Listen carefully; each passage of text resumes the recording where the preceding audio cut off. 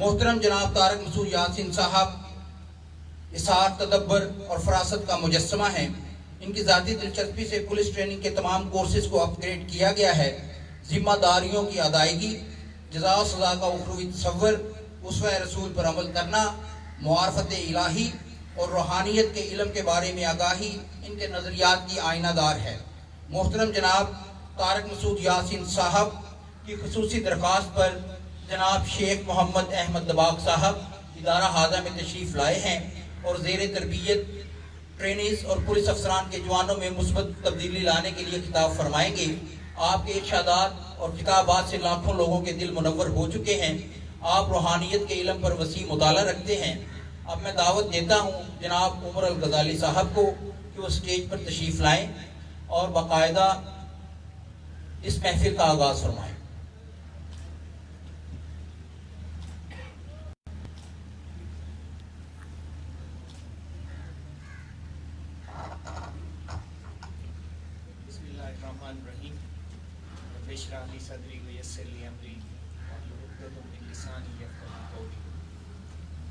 میں آپ لوگوں کا زیادہ وقت نہیں لوں گا کیونکہ آپ یہاں پہ جس مقصد کے لیے اور جس خلوص کے ساتھ جمع ہوئے ہیں کہ ہم احمد دباغ صاحب کی گفتگو کو سمجھ سکیں، میں مختصراً ان کا تعارف آپ سے عرض کرتا ہوں تاکہ آپ کو احساس ہو کہ ہم کن سے گفتگو سننے میں یہاں پہ بیٹھے ہوئے ہیں۔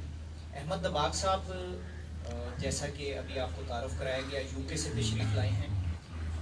انہوں نے ان کا جو آبائی تعلق ہے وہ کھاریاں کے ساتھ ایک جگہ ہے حقیقہ، وہاں سے یہ بلانگ کرتے ہیں۔ ان کے جد امجد جو تھے وہ بہاؤالدین زکریا ملتانی کے خلیفہ تھے۔ ان کے دادا، ایک اور آپ کے لیے دلچسپی کی بات ہوگی، وہ پولیس سروس میں تھے، انگریز کی پولیس سروس میں۔ تو اس کے بعد وہ ڈنمارک چلے گئے۔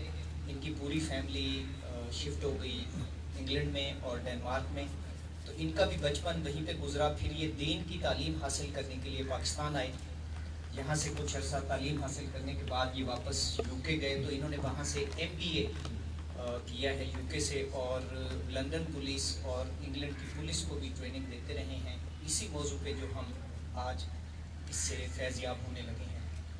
تو پریکٹیکل زندگی کا تجربہ اور دین کا مکمل علم حاصل کرنے کے بعد انہوں نے اپنی زندگی کو اللہ کے پیغام کو دو لوگوں تک پہنچانے کے لیے وقف کیا ہے، اور یہ سارا سال ان کا ٹریولنگ میں گزرتا ہے، کینیڈا سے لے کے امریکہ، پھر یورپ، پھر مڈل ایسٹ، اور یہ ہمارا انڈیا، بنگلہ دیش، پاکستان اور اس کے بعد ملائیشیا تک ان کا پورا سارا سال ٹریولنگ ہوتی ہے۔ اور اللہ تعالیٰ نے ان کے کام میں اتنی برکت اور وسعت ڈالی ہے کہ ہم ان کے تہ دل سے مشکور بھی ہیں کہ یہ اس ایک ہفتے کے لیے یہ اپنے فیملی مصروفیات کے لیے پاکستان تشریف لائے تھے، لیکن فیملی مصروفیات آپ سب لوگوں کو اندازہ ہے کہ جب آپ چھٹی لے کے جاتے ہیں تو گھر کے خاندان کے مختلف معاملات کتنے ہوتے ہیں جن سے وقت نہیں نکالا جا سکتا۔ تو یہ ایک ہفتہ چھٹی لے کے اپنے فیملی کے معاملات کو ہینڈل کرنے آئے، تو اس کے باوجود بھی ہم نے 3 دن تو ان سے پولیس کے لیے لیے ہیں۔ ان 8 دنوں میں 3 دن ہم نے پولیس کے لیے لیے ہیں، اور باقی جو ان کے دن ہیں ان میں بھی ہر دن کہیں نہ کہیں ان کا پروگرام ہے۔ تو جو انہوں نے ایک ہفتہ اپنی فیملی کے لیے لیا وہ بھی واپس ہم نے اللہ کے دین کے لیے ان سے لے لیا، اور انہوں نے ذرا برابر ہچکچاہٹ محسوس نہیں کی کہ وہ وقت ہمیں دیں۔ اللہ تعالیٰ ان کی ایفرٹ کو قبول فرمائے، اور ہمارے لیے بھی یہ سمجھنے کا اور اس کے اوپر عمل کرنے کی ہمیں توفیق عطا فرمائے کہ ہم ان باتوں کو اچھے طریقے سے سمجھ کے اپنی زندگی کو بہتر بنانے کے لیے اس سے استفادہ کر سکیں۔ اب میں ریکویسٹ کروں گا احمد دباغ صاحب سے کہ وہ آپ سے کہ اخلاقیات اور ہماری زندگی میں کتنی ضروری ہیں، اور ہم اس کو ذاتی زندگی میں اور پروفیشنل لائف میں کیوں اڈاپٹ کرنا چاہیے اور کیسے اڈاپٹ کرنا چاہیے۔ احمد دباغ صاحب، بہت شکریہ۔ عمر بھائی وہ میرا آئی پیڈ دے دیجیے گا مجھے۔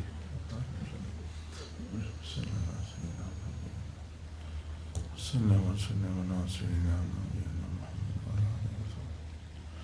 اللہ الرحمن الرحیم، الحمد للہ رب العالمین، والصلاة والسلام على رسول الله وعلى آله وصحبه أجمعين أما بعد فأعوذ بالله من الشيطان الرجيم بسم الله الرحمن الرحيم وما أرسلناك إلا رحمة للعالمين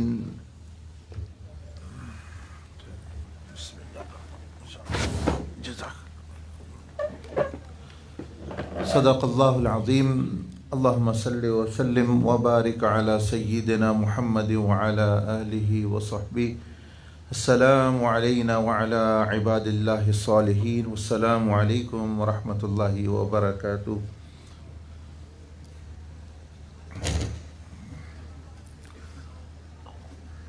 آپ سب نے خاص طور پر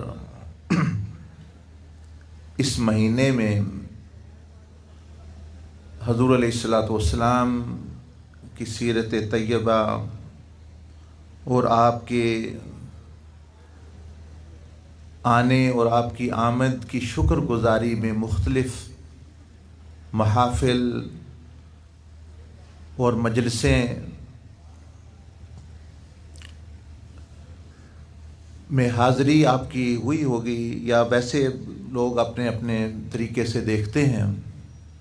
تو یہ آیت بہت مشہور ہے کہ جس کا مفہوم ہے کہ حضور علیہ الصلاۃ والسلام کو رحمت سب کے لیے رحمت بنا کر بھیجا گیا، صرف انسانوں کے لیے نہیں بلکہ جنوں کے لیے، پہاڑوں کے لیے، عرش اور کرسی کے لیے، کیونکہ اللہ جل مجدہ نے جو رحمت للعالمین عالمین کا لفظ استعمال فرمایا تو عالمین کا مطلب ہوتا ہے اللہ کے علاوہ ہر چیز. جیسے ہم پڑھتے ہیں الحمدللہ رب العالمین، تو اللہ جل مجدہ کے علاوہ ہر چیز کے لیے آپ رحمت ہیں، اور خاص طور پر انسانوں کے لیے. اب جب حضور علیہ الصلوۃ والسلام اس دنیا میں تشریف لائے، ابھی قرآن بھی نازل ہونا شروع نہیں ہوا تھا، تو آپ کو یہ جان کر خوشی ہوگی کہ سیرت طیبہ میں حلف الفضول نامی ایک آرگنائزیشن اور ایک تنظیم، ایک فورس کا ذکر ملتا ہے کہ ابھی وحی آنا شروع نہیں ہوئی، حضور علیہ السلام جوانی کی عمر سے گزر رہے ہیں، تو جو شعبہ آپ کا ہے، یعنی جس کو ہم آج کے زمانے میں پولیس کہہ رہے ہیں، اس طرح کی کوئی چیز وہاں موجود نہیں تھی. ہر بندہ جو طاقتور تھا وہ اپنا اپنا کام کر رہا تھا.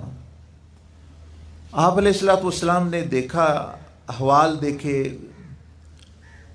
بندے بیچارے تاجر مال بیچنے آتے، ابو جہل جیسے لوگ مال لے لیتے، پیسے نہ دیتے، تو وہ چودھری لوگ تھے، طاقت تھی ان کے پاس، عورتوں پر انتہائی ظلم ہو رہا ہوتا.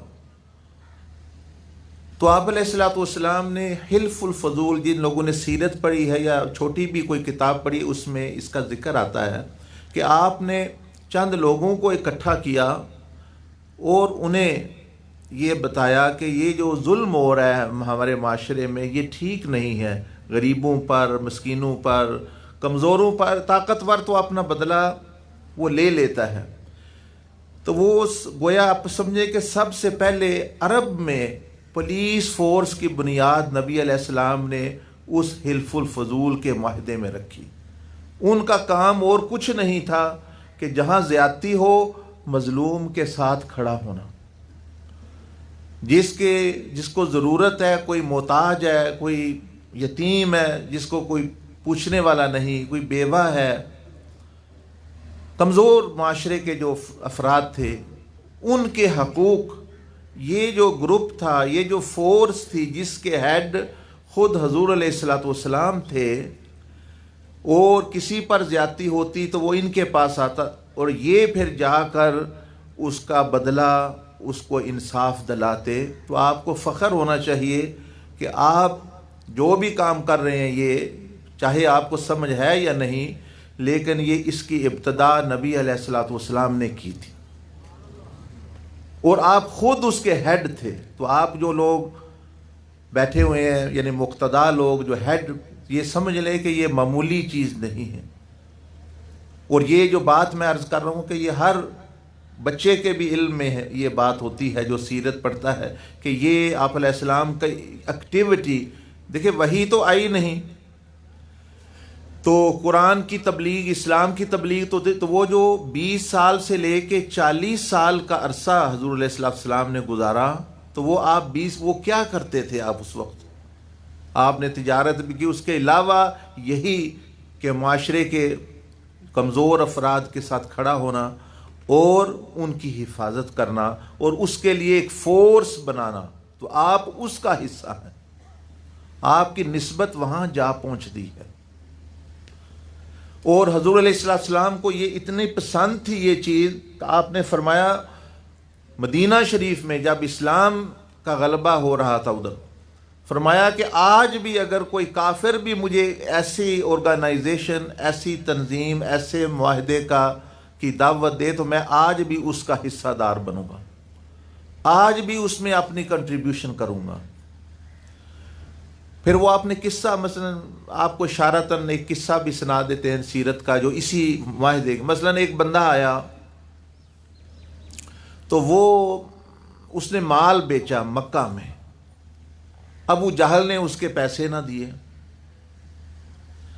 وہ بیچارہ اب کہاں سے مدد مانگے، اپنے گھر سے دور، خاندان سے دور. پھر یہ لوگ جو ہیں یعنی کرتے درتے حکمران جیسے گورنر تھے مکہ کے،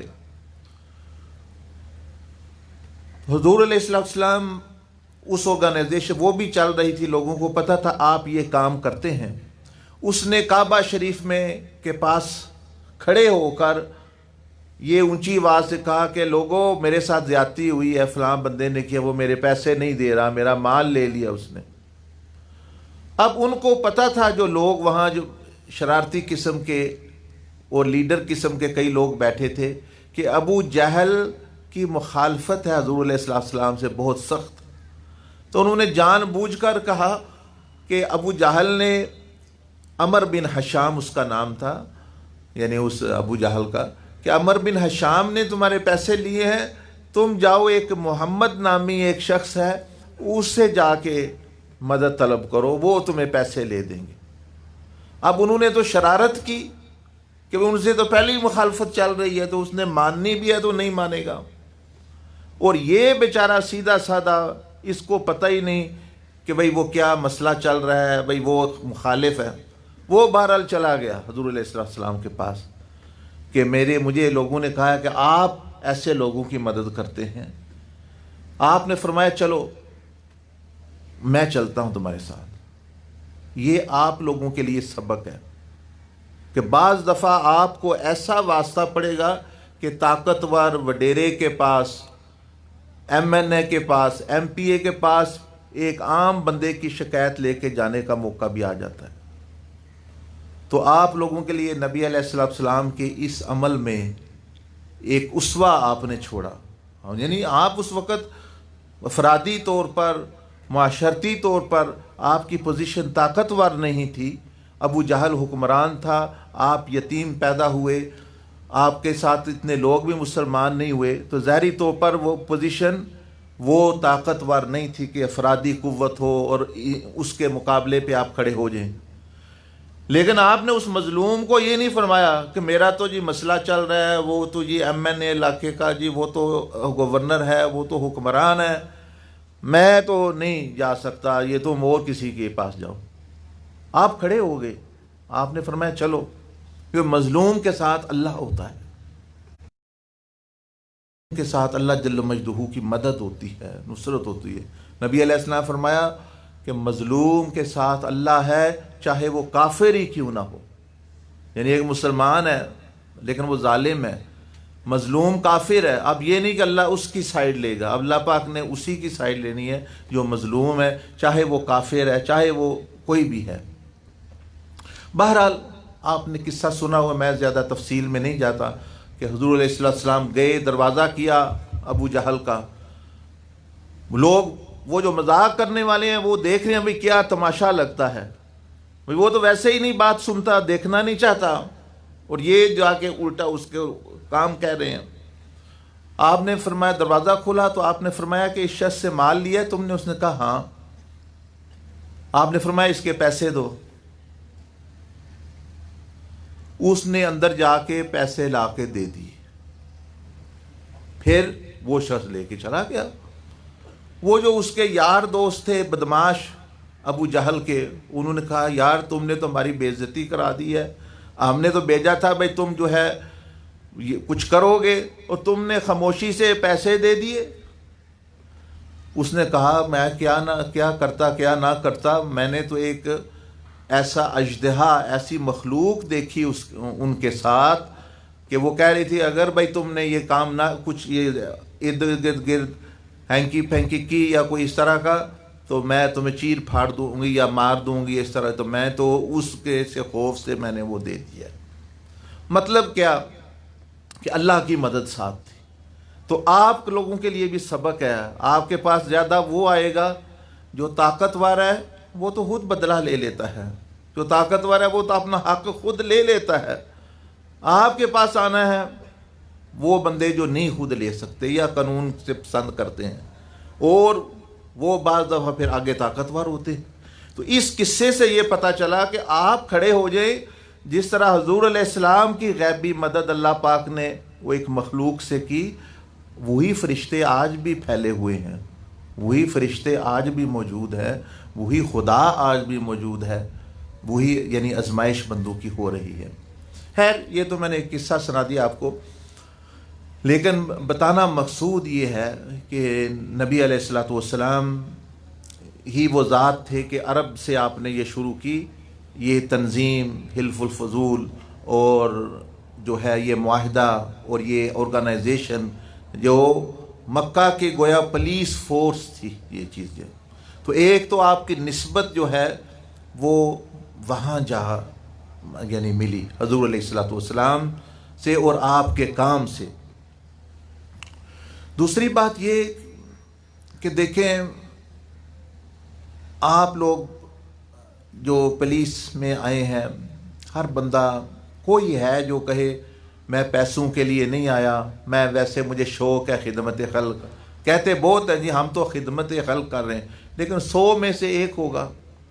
بندہ آتا ہے اپنی دنیا بنانے کے لیے، اپنا مال حاصل کرنے کے لیے کہ بھئی مجھے کوئی رزق حلال کا کوئی سبب بن جائے، میں اپنے بیوی بچوں کو پالوں، خاندان ہے، ماں باپ ہے، بنیادی یہ ہوتی چیز۔ کوئی ہے جو آئے گا خدمت کے لیے، وہ ضرورت نہیں، لیکن ویسے آیا ہوا ہے خدمت خلق کے لیے۔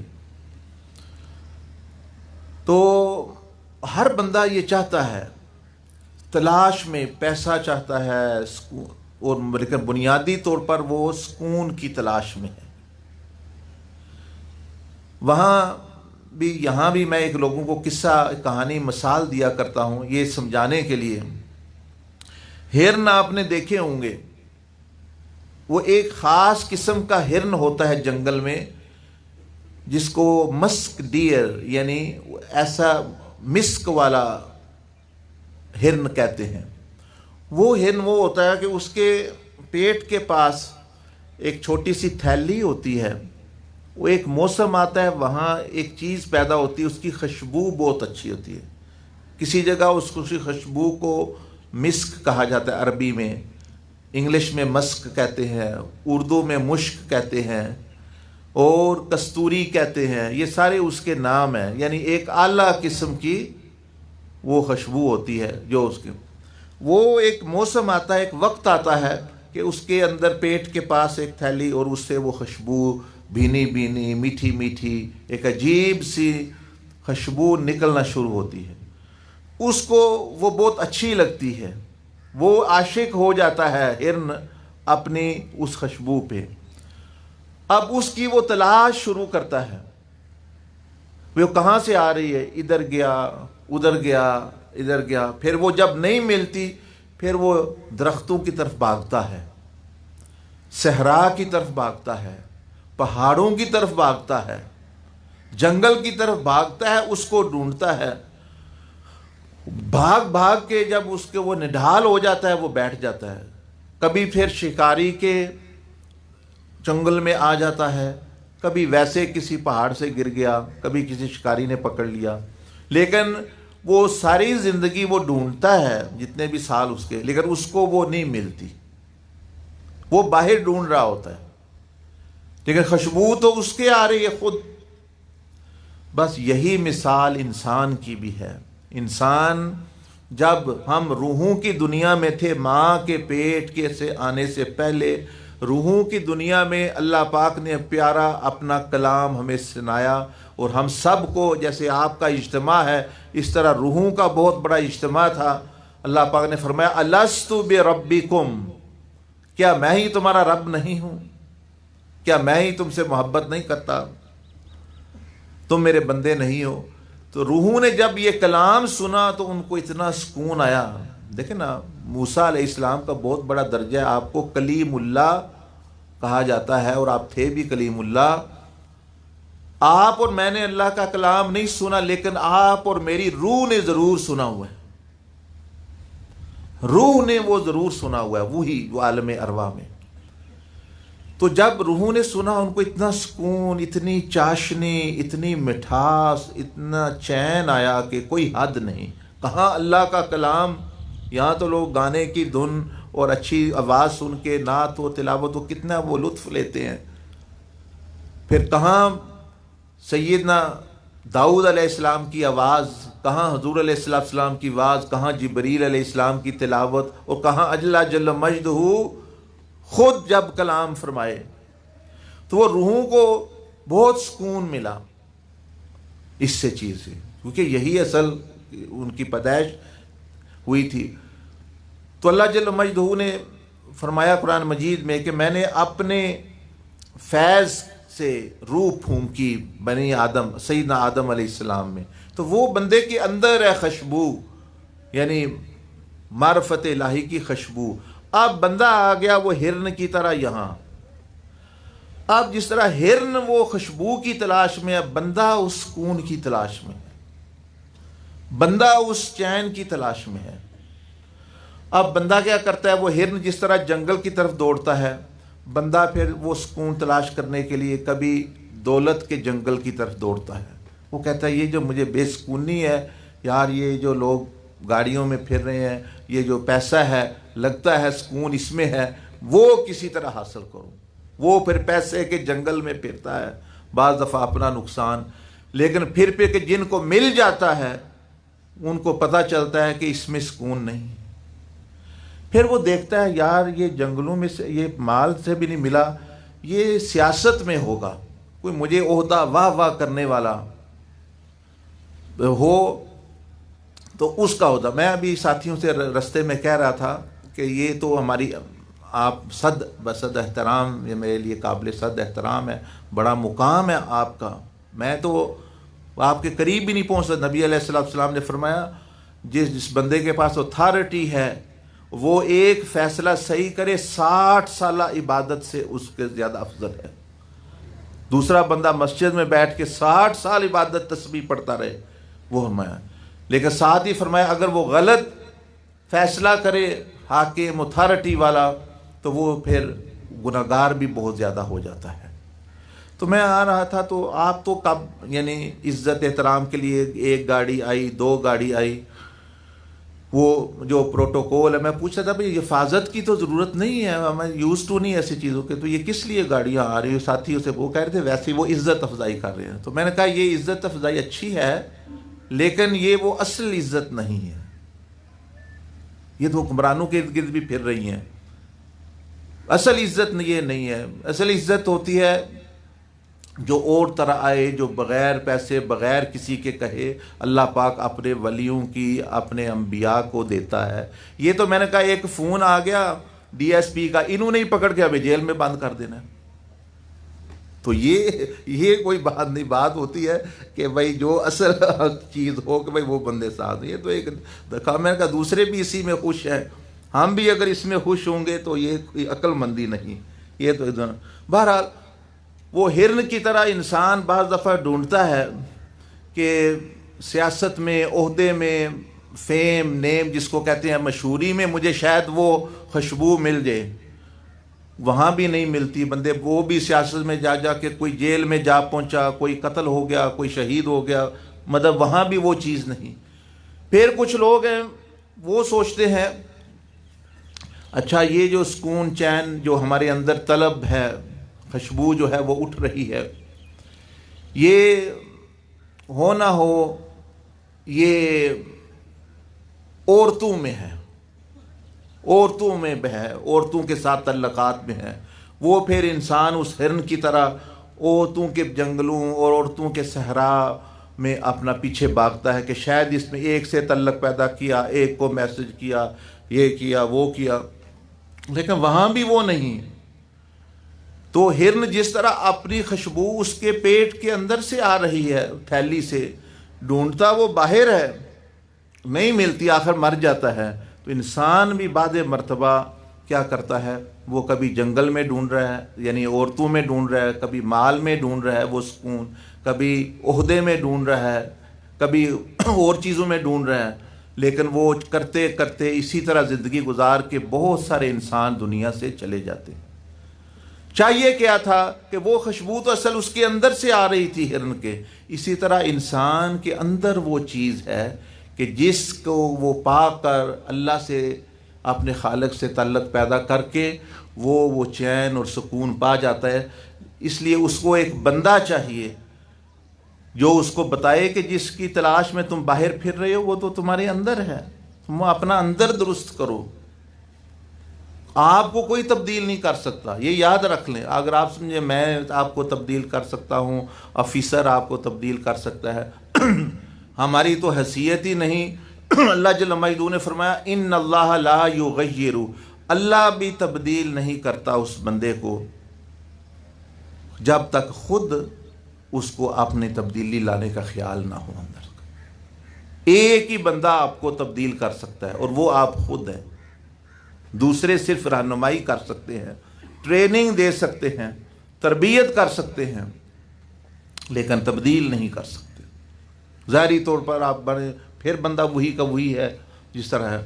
تو وہ میں آپ کو عرض کر رہا تھا کہ اصل میں یہ جتنے بندے ناچ کود رہے ہیں, نشے پہ لگے ہوئے ہیں, عورتوں کے پیچھے بھاگ رہے ہیں, پیسے کے پیچھے بھاگ رہے ہیں, ظلم کر رہے ہیں, قتل و غار, اصل یہ سکون چاہتے ہیں, وہ عزت چاہتے ہیں, وہ ہرن کی طرح کہ وہ ہمیں ملے.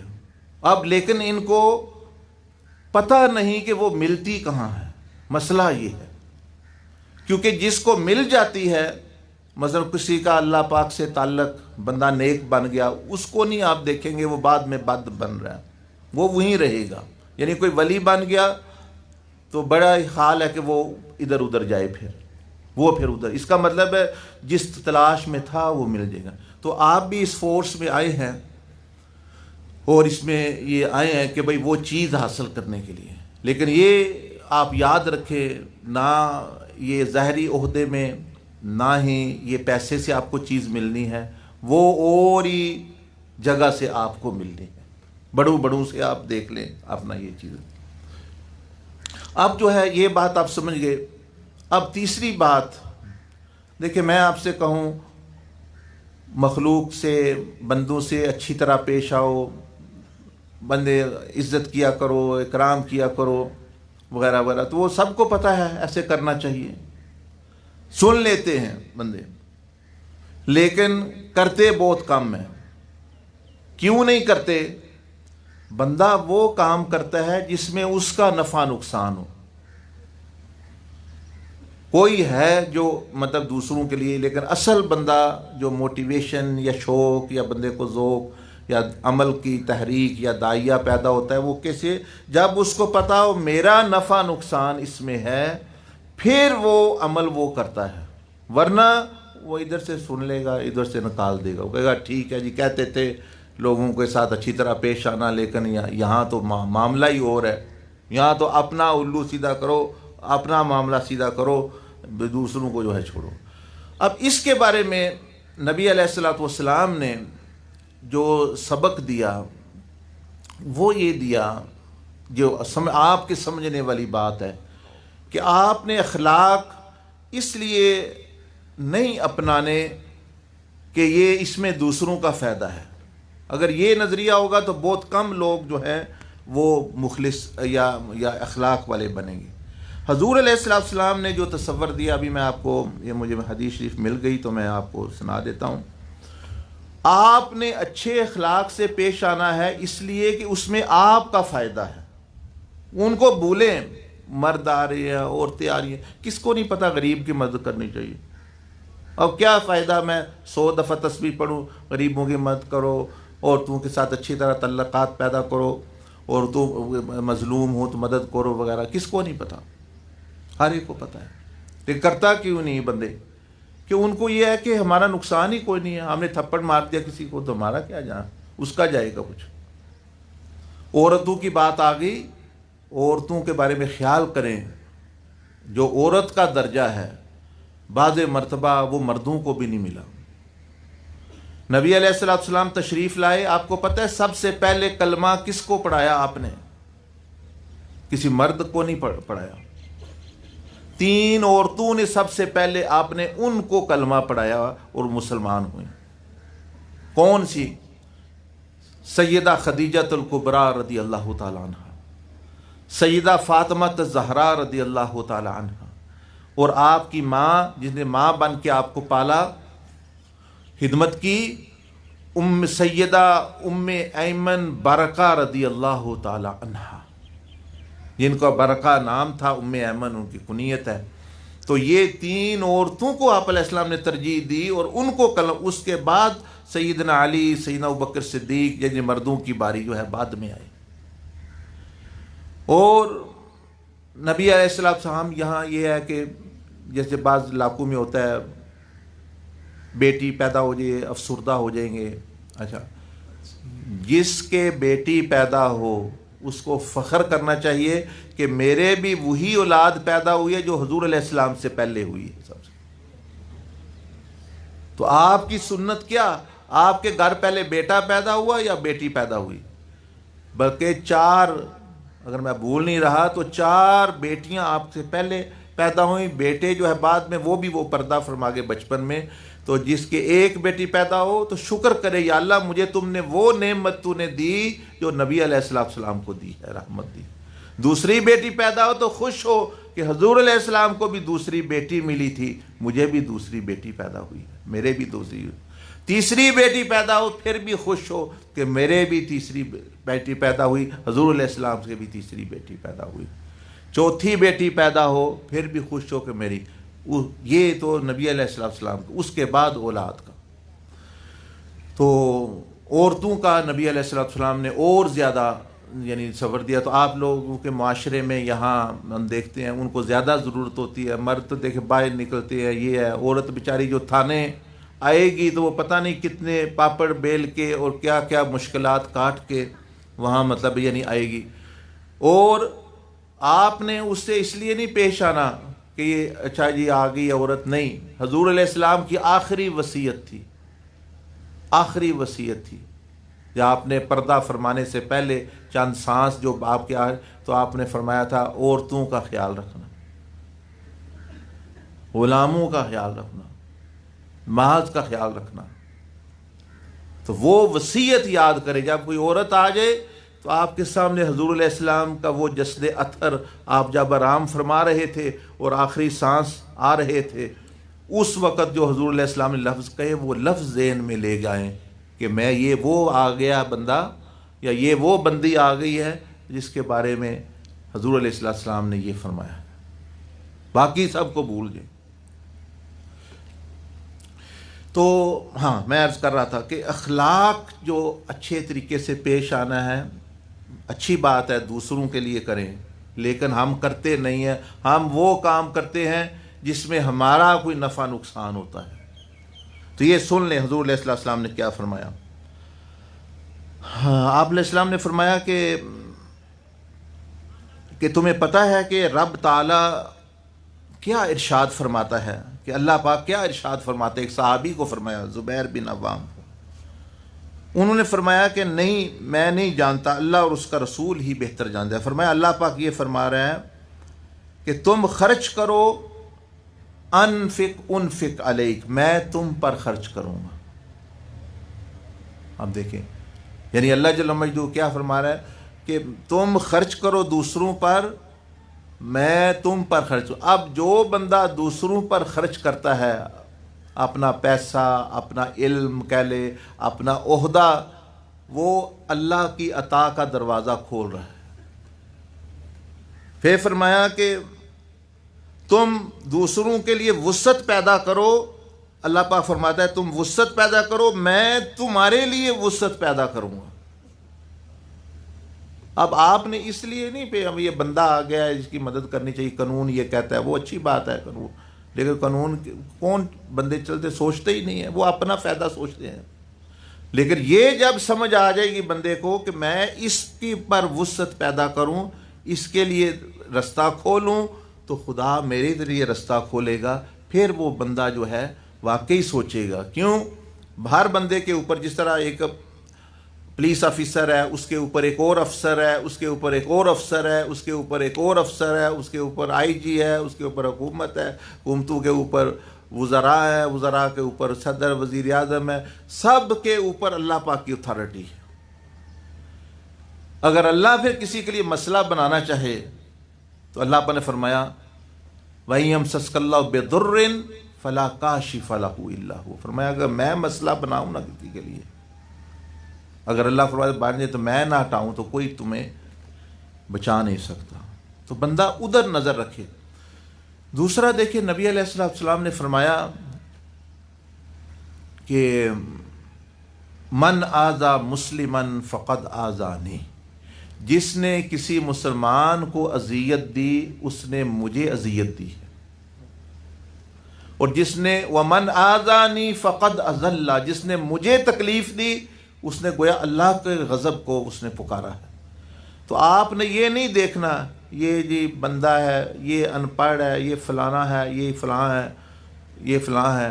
آپ نے دیکھنا ہے کہ میں نے اگر اس سے بدتمیزی کی، نوکری میں نہیں، ویسے بھی گھر میں، گلی میں، کہیں بھی میں نے جس سے کی، تو یہ حضور علیہ السلام کو پہنچے گی تکلیف اس کی۔ آپ نے فرما دیا میرے امت کا میرے ساتھ اللہ، ایک دفعہ وہ فرمایا کہ تمہارے پاس میری امت میں بعض لوگ آئیں گے، وہ تم سے کچھ کام کہیں گے لیکن تمہیں بدلے میں کچھ نہیں دے سکتے، پیسے مانگے پتہ ہے واپس نہیں کر سکتے، مانگ رہے ہیں مدد مانگ رہے ہیں آپ کو کچھ نہیں دے سکتے۔ وہ ایم این اے نہیں ہے، وہ اوپر کے آفیسر نہیں ہے، وہ عام بندے ہیں۔ آپ علیہ السلام مثال دے رہے ہیں کہ بندے آئیں گے میری امت میں سے لیکن وہ تمہیں کچھ دے نہیں سکتے، فرمایا میرے سمجھ کے مدد کر دینا، میرا سمجھ کے مدد کر دینا، میرے تو امتی ہے نا۔ اور باقی رہا بدلہ، قیامت کے دن میرے پاس آنا، تمہیں بڑھ چڑھ کے میں بدلہ دوں گا۔ وہ میرے امتی کے ساتھ انہیں احسان کیا تھا، ٹھیک ہے وہ کوئی لاوارث نہیں ہے، تم سمجھتے تھے لاوارث ہے، ان کا کوئی آگا پیچھا نہیں ہے، ہاں سب کا کچھ کہ باپ نہ ہو، دادا نہ ہو، عہدہ نہ ہو، برادری نہ ہو، لیکن اس کا نبی تو موجود ہے، اور ان کو اپنے بچوں سے بھی زیادہ اپنی امت سے محبت ہے کہ سیدنا امام حسین قربان ہو گئے، آپ کی اولاد قربان ہو گئی دین کے لیے، امت محمدی کے لیے، کہ یہ اپنا یہ چیز ہے۔ تو یہ دیکھیں کتنی بڑی بات ہے۔ اور حضور علیہ السلام نے فرمایا کہ جو بندہ میری امت میں سے کوئی بندے کی کسی کی مدد کر دے صرف میرا سمجھ کے کہ بھئی یہ آپ علیہ السلام کا امتی ہے، دے تو کچھ نہیں سکتا، فرمایا میدان حشر میں لوگ مجھے تلاش کر رہے ہوں گے، میں اس کو تلاش کر رہا ہوں گا، میں فرشتوں کو پوچھوں وہ بندہ کدھر ہے، وہ یار وہ یعنی وہ بندہ، وہ افیسر، وہ حکمران، وہ بندہ انسان کہاں ہے جس نے میرے فلاں فلاں امتی کی مدد کی ہے، فرشتوں ڈھونڈ کے لاؤ۔ فرمایا میں اس کو خود ڈھونڈوں گا اور اس کے ترازو جہاں اعمال تولے جا رہے ہوں گے وہاں آؤں گا، اگر تو اس کے اعمال اچھے ہیں تو وہ ویسے ہی جنتی ہے فبیہا، اگر نہیں تو میں اس کی سفارش خود کروں گا وہاں۔ تو آپ دیکھ لیں یہ تو گویا یہ بندے بڑے خطرناک ہیں، خاص طور پر یہ کمزور بندے جو ہے نا، یہ جن کا آگے پیچھے بندہ نظر نہ آ رہا ہو، ان کے ساتھ وہ کسی کو ٹکر نہیں لے. بزرگ فرماتے تھے طاقتور سے تھا ٹکرا جو. حکمرانوں کے ساتھ، بڑوں کے ساتھ اگر وہ زیادتی ہو رہی ہے یا اگر تمہارا حق بنتا ہے تم ٹکرا جاؤ، لیکن کمزور کے ساتھ نہ ٹکرانا، کمزور کے ساتھ نہ کرنا کچھ. وہ کیوں؟ انہوں نے فرمایا جو طاقتور ہوتا ہے اللہ اس کے معاملے میں نہیں آتا، کہتا ہے ٹھیک ہے جی یہ ٹکرایا ہے، اس نے ایک تھپڑ مارا، اس نے بھی مار لیا، اس نے گالی دی، اس نے بھی دی، اللہ اس کے مقابلے میں نہیں آتا. فرمایا جب کمزور جس کا کوئی آگے پیچھے سفارشی نہ ہو اس کے ساتھ کوئی ٹکر لیتا ہے تو خدا کی طاقت اس کے مقابلے میں آ جاتی ہے. وہ گویا پھر اللہ سے ٹکرا رہا ہے. تو کیا میرے بچے نہیں ہیں؟ کیا مجھے کہا میرے اندر گردے نہیں ہیں؟ وہ میرے اندر دماغ نہیں ہے؟ میرا دل نہیں ہے؟ وہ پھر اللہ پاک یعنی جیسے نبی علیہ السلام فرما رہے ہیں پھر اس کا معاملہ خراب ہو جاتا ہے. گویا یہ بندوں کے ساتھ جو معاملہ کرنا یہ حقیقت میں ایسے ہے جیسے آپ اللہ اور اس کے رسول کے ساتھ یہ معاملہ کر رہے ہیں. یہ بندوں کے ساتھ معاملہ نہیں ہے، یہ حقیقت میں سمجھ لیں کہ اللہ اور اس کے رسول کے ساتھ آپ پیش آ رہے ہیں. مثلا میں آپ کو حدیث سناتا ہوں، امام مسلم نے اس حدیث شریف کو روایت کیا. فرمایا قیامت کے دن اللہ پاک فرمائے گا میں بیمار تھا تم نے میرا پتہ نہیں کیا، میں پیاسا تھا تم نے مجھے پانی نہیں پلایا. بندہ کہ یا اللہ تو پیاس سے پاک ہے، تو بیماری سے پاک ہے. فرمایا فلاں فلاں بندہ میرا حاجت مند تھا، بیمار تھا، اگر تم اس کے پاس آتے تو مجھے وہاں پاتے. میں سمجھتا مجھے تم نے پلایا، میں سمجھا میری لیکن میں آؤں پاک، لیکن وہ تمہیں آزمائش کے لیے میں نے بندے بھیجے تھے. تو یہ اب بندہ ایک آ گیا کیس لے کے آپ کے پاس، تو اب یہ نہ ہو قیامت بعد اللہ پاک میں آپ کے پاس کیس لے کے آیا، آپ نے میری بات ہی نہیں سنی، آپ نے میری ایف آئی آر ہی نہیں. آپ کہیں گے یا اللہ آپ کو کیا ضرورت اس چیز پانی کی، ایف آئی آر. فرمایا فلاں بندہ آیا تھا جس کا کوئی آگے پیچھے نہیں تھا، اگر تم اس کی لکھتے میں سمجھتا تو میری بات سنی. یہ تو آخرت کی باتیں ہیں جو حدیث شریف میں نبی علیہ السلام نے فرمائی، لیکن دنیا میں نبی علیہ السلام فرما رہے ہیں یہی معاملہ اس کے فرمایا کہ دوسروں پر وسعت پیدا کرو، میں تم پر اللہ پر فرما رہے ہیں میں وسعت پیدا کروں گا. ولا تضیق، دوسروں کو تنگ مت کرو. دیکھیں اللہ پاک فرما رہے ہیں دوسروں کو تنگ مت کرو ورنہ میں تم پر تنگی کر دوں گا. یہ کئی لوگ آتے ہیں حضرت صاحب لگتا ہے ساڈے تے کسی نے کچھ کیتے ہے، پیسے بھی آنے سب کچھ ہے پھر بھی معاملہ ٹھیک نہیں چل رہا. تو پتہ یہی چل رہا. میں نے کہا آپ کے نوکروں سے پوچھتے ہیں، آپ کی بیوی سے پوچھتے ہیں کیا معاملہ ہوا ہے. تم نوکروں کی تنخواہیں نہیں دے رہے، ان کے ساتھ اوئے توئے کے ساتھ بات کرتے ہو، ماتحتوں کے ساتھ تنخواہ وقت پہ نہیں دے رہے، مزدوروں پر جو ہے تو کسی کو کیا پڑی تجھ پر کچھ کرنے کی، تم نے خود ہی اپنے اوپر کیا ہوا ہے، خدا نے تم پر کیا ہوا ہے، کسی جن نے نہیں، کسی فرشتے نے نہیں. وہ کیسے؟ میں نے کہا یہ حدیث پڑھ لو. اللہ پاک فرما رہا ہے تنگی کرو دوسروں پر تو میں تم پر تنگی کروں گا. اور فرمایا کہ دوسروں کو تم نقصان نہ پہنچاؤ. یہ حدیث شریف میں نقصان نہ پہنچاؤ ورنہ میں تمہیں نقصان دوں گا. اب جس کو نقصان دینے والا اللہ ہو، کون مائی کا لال ساری مخلوق زمین و آسمان کی بھی اکٹھی ہو جائے اس کا نفع نہیں کر سکتے.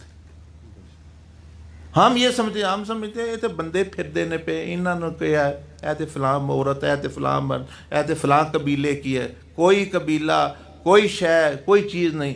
آپ اس کو صرف بندہ دیکھیں اور سمجھے یہ خدا نے بھیجا ہوا ہے میری آزمائش کے لیے. نبی علیہ السلام نے فرمایا ایک حدیث شریف میں کہ جب اللہ پاک ہدیہ بھیجے تو قدر کیا کرو، تحفہ بھیجے تو قدر کیا کرو. صحابہ اکرام نے فرمایا یا رسول اللہ صلی اللہ علیہ وسلم اللہ ہر نعمت ہی اللہ کی ہے، لیکن خاص آپ مراد لے رہے ہیں ہدیہ ہم نے دیکھا نہیں اس طرح کا. فرمایا جب سائل تمہارے دروازے پر آ جائے وہ اللہ کی طرف سے ہدیہ ہے. وہ اللہ یعنی سائل آ گیا کوئی حاجت لے کے، کوئی پریشانی لے کے، کوئی کیس لے کے، کوئی آپ کو کہتا ہے، تو وہ فرمایا اللہ کی طرف سے ہدیہ ہے، اس کی قدر کرو. تمہارے لیے امام زین العابدین علی بن حسین، امام حسین کے بیٹے جن کا نام علی تھا، لقب زین العابدین تھا رضی اللہ تعالی عنہ، وہ جب کوئی سائل آتا تو وہ کھڑے ہو جاتے. دیکھیں نا کتنا مشکل، آپ آفیسر ہیں، بندہ آ گیا، کھڑا بندہ ہونا مشکل ہے، لیکن آپ کے پاس کوئی سائل، کوئی مانگنے والا، آپ کھڑے ہو جاتے. تو کسی نے پوچھا کہ حضرت آپ سائل کے لیے کھڑے، جو اس کو دینا ہی کافی ہے، دوسرے تو دتکار رہے ہیں، اس کو دینا ہی کافی ہے. فرمایا میں اس لیے کھڑا ہوتا ہوں اس کے احترام کے لیے کہ وہ میرا مال بغیر معاوضے کے آخرت میں پہنچا رہا ہے. کسی کو میں دوں نا چیز اسلام آباد پہنچانی ہے تو بس والے بھی پیسے لیتے ہیں، یہ میرا مال بغیر معاوضے کے آخرت میں پہنچا رہا ہے لے کے مجھ سے، تو میں اس کے احترام میں کھڑا ہوتا ہوں. اب اس کا مطلب یہ نہیں ہے کہ سائل ہوں، اس سے وہ پیشہ ور فقیر مراد نہیں ہے. پیشہ ور لوگ، ان کی نبی علیہ السلام نے مذمت کی. فرمایا جو سوال کا دروازہ کھولے گا اللہ محتاجگی کا دروازہ کھول دے گا. جو اپنے مال کو زیادہ کرنے کے لیے، صرف ضرورت کے لیے نہیں، اس کی مذمت. اسے جنہوں نے پیشہ بنایا ان کی بات نہیں ہو رہی، یہ ہو رہی ہے بھائی سائل جو جینون بندے ضرورت مند جو ہے وہ اپنا مانگتے ہیں. پھر حضور علیہ السلام نے فرمایا کہ اللہ پاک فرما رہا ہے کہ کسی کو تم غم نہ دو، کسی کو غمگین نہ کرو. زیادتی اس نے کی، پکڑ اس کو لیا، فلاں ہو گیا، اس کو اگر اچھا فرمایا غمگین نہ کرو. اللہ پاک فرماتا ہے تم پر میں غم لازم کر دوں گا، میں تم پر غم مسلط کر دوں گا.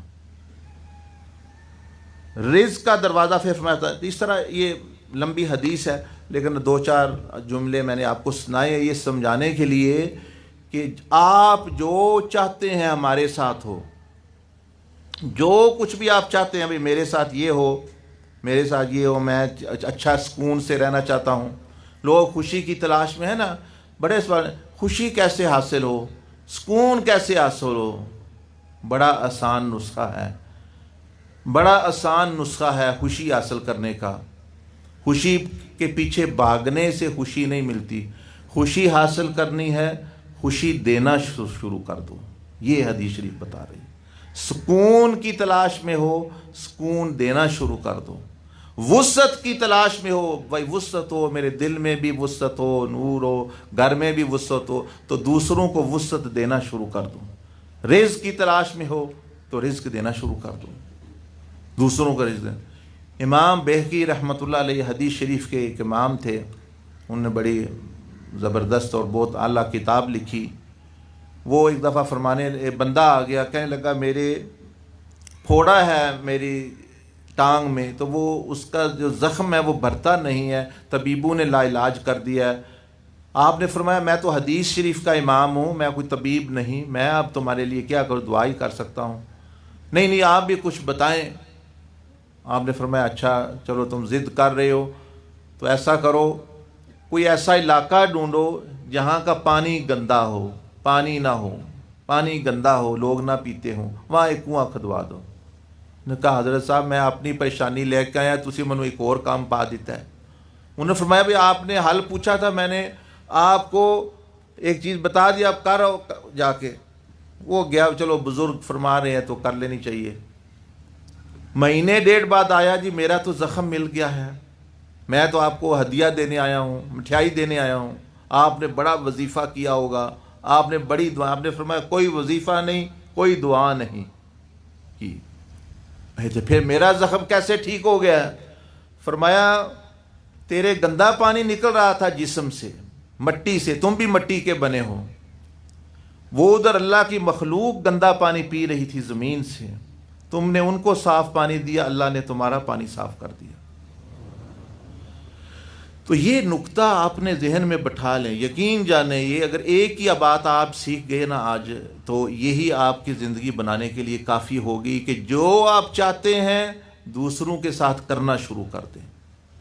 رزق چاہتے ہیں اپنی حیثیت کے مطابق دینا شروع کر دیں. اپنی چاہتے ہیں مدد ہو دوسرے، آپ چاہتے ہیں میری بےعزتی نہ ہو، دوسروں کے عیب چھپانا شروع کر دیں. چاہتے ہیں میری ماں بہن عزت کے ساتھ رہے، تو دبدبے سے، روب سے نہیں یہ کام ہوگا. حضور علیہ السلام نے فرمایا کہ دوسروں کی عورتوں کو پاک دامن رکھو، تمہاری عورتیں بھی پاک دامن رہیں گی. یہ طریقہ ہے بھائی، نظر پاک رکھو، وہ یہ چیزیں. تو آپ پر جو ہے مشکلات بھی، پریشانیاں بھی، اور بھی طرح طرح کی، ہر بندہ آزمائش میں ہے. میں سوالات جانتا ہوں، میں پیچھے بھی پتہ ٹریننگ پہ لی، مطلب لوگ یہ کہیں گے، آپ بھی پوچھ سکتے ہیں، سوال پوچھ سکتے ہیں. وہ پوچھتے ہیں کہ بھئی ہم یہ ایسی تنخواہ میں کیسے گزارا کریں؟ ہمارے 4 بچے ہیں، 25,000 ہماری تنخواہ ہے، 30,000، 15,000 کرایہ ہے، 5,000، مطلب یہ سوال اٹھتے ہیں. ان کے بھی پھر آخر حل کوئی نہ کسی چیز ہوتا ہے. جیسے ابھی بات ہو رہی تھی، آپ ایسے جگہوں میں جائیں گے جہاں آپ تو نئے نئے ٹریننگ لے کے جا رہے ہیں، بڑا صاف ذہن لے کے، وہاں ہو سکتا ہے وہ اپنے پرانے کلچر پہ چل رہے ہوں. جس تھانہ میں آپ جائیں، وہ بجائے آپ کو اچھا کہا، وہ آپ کو اپنے ساتھ ملا لیں. مطلب آپ کے ذمہ آزمائشیں تو آنی ہیں، اور بھی طرح طرح کے گھر میں لوگ کریں گے. لیکن میں نے نقطے کی بات بتا دی.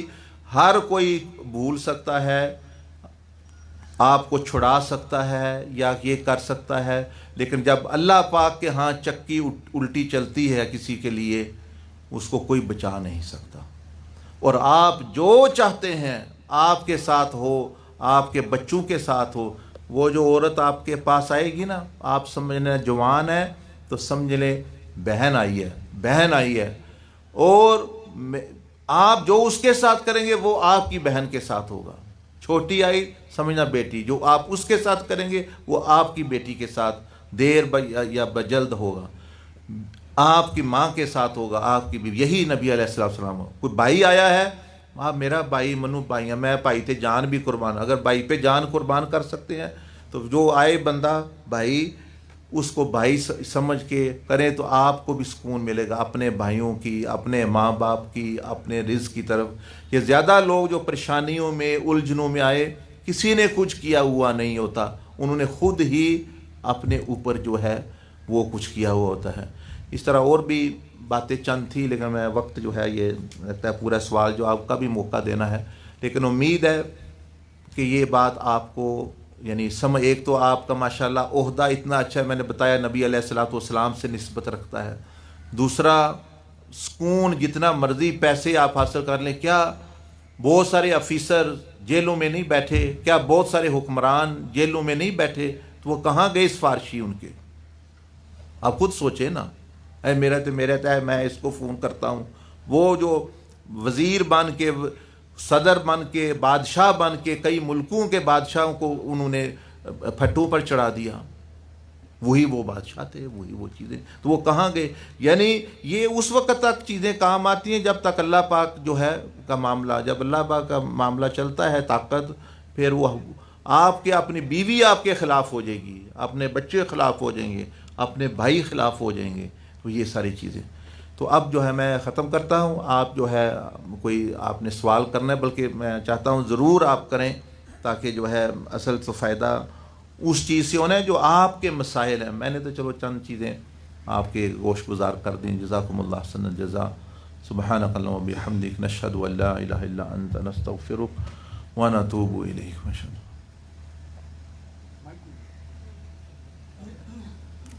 بغیر جھجک کے، بغیر جو ہے کسی انشاءاللہ فکر کے، کوئی ایسی پریشانی کی بات نہیں. آپ اپنی بات پوچھیں، خاص طور پر جو مسائل پیش آ رہے ہوں یا آنے والے ہوں، وہ ضرور پوچھنا چاہیے. بندے کو کچھ نہ کچھ نصیحت مل جاتی ہے.